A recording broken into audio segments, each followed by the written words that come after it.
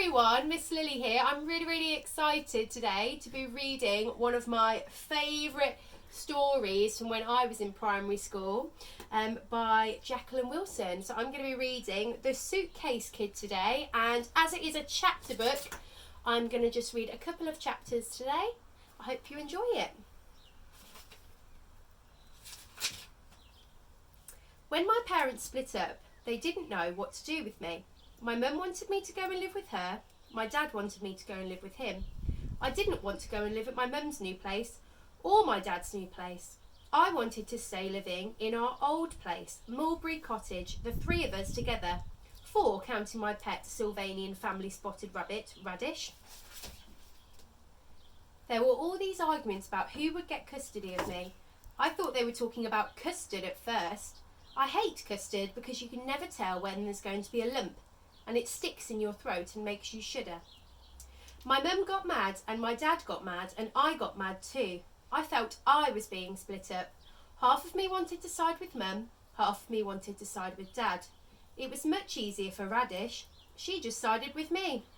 She lives in my pocket, so there's never been any hassle over who gets custody of her. We had to go for family counselling. It seemed a bit daft because my mum and dad didn't want to be a family anymore. This lady chatted to me. She was trying to be ever so casual, but I knew she was trying to suss things out. She had some little dolls in her office, a mummy doll and a daddy doll, and a whole set of children dolls in different sizes. She wanted me to play with them. I poked the mummy doll and the daddy doll in the stomachs and said I didn't like playing with silly old dolls. But this lady saw me fiddling about in my pocket, and she got a glimpse of Radish. I like to hold her tight when I'm feeling funny.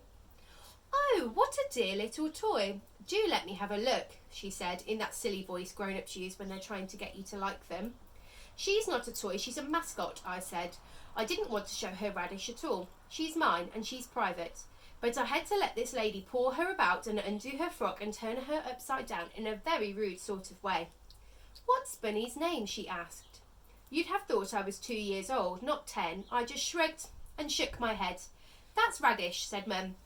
Andrea's had her for years and years. She's a very important member of our family. Actually, I bought Radish for Andrea as a silly Saturday present. I like to give her a little treat every now and then, said Dad. You did not give Andrea Radish. I bought her one Christmas to go in Andrea's stocking, said Mum. Look, I can vividly remember buying that rabbit in the corner shop. They don't even sell Sylvanian families at the corner shop. I bought it from the toy store in town and... I snatched Radish back and put my head gently over her ears. She can't stand to hear them arguing. Never mind, said the lady, trying to shut them up. She was still smiling at Radish. Hello, Radish, she said, peering right into her little furry face. I scowled at her. OK, Radish is real for me, but I can't stand it when grown-ups act like she's real too. I expect you're feeling a bit sad and worried about where you're going to live, little Radish, said the lady. Radish kept her lips buttoned. We know what Mummy wants and we know what Daddy wants, but what do you want, Radish? Said the lady. Radish wouldn't say a word. I think she's a bit shy, said the lady. Maybe it's hard to say anything in front of Mummy and Daddy. So she asked Mum and Dad to step outside the room for a few minutes. They didn't really want to. They both kept looking at me. You know what it's like at school when you're the team leader and everyone wants to be picked first to go in your team. Pick me, said Mum. Pick me, said Dad. I stared down at Radish until they'd gone outside. Poor Radish. This is a bit tough on her, isn't it? Said the lady. Radish and I stayed silent. The lady was quiet for a bit too, and Mum and Dad outside. I wondered if they were listening, but then they started up another argument. They whispered at first, but then they got really cross. Oh dear, said the lady. Well, Radish, here's Mummy and here's Daddy. She propped these horrible dolls up at either end of her desk. Then she got some toy bricks and built a little house for the Mummy doll and a little house for the Daddy doll.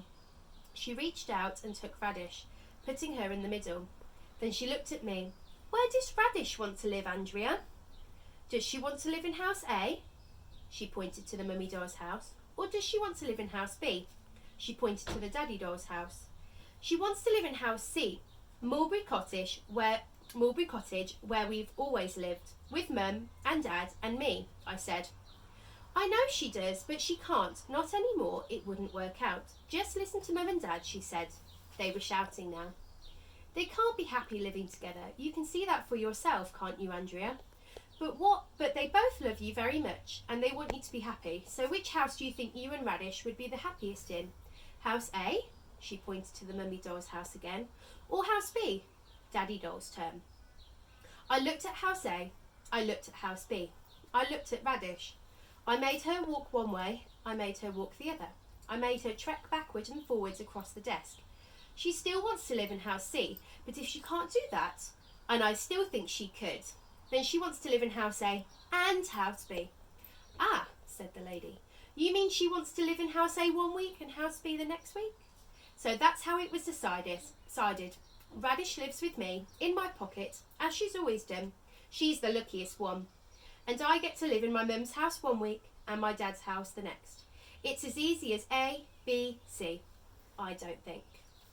That's the end of chapter 1. I hope you enjoyed, and when I'm next doing story time, I'm going to read chapter 2. I hope everyone has an amazing weekend and the sunshine has finally appeared. So I hope that you have a great weekend, enjoy the sunshine, and I will see you very soon. Bye!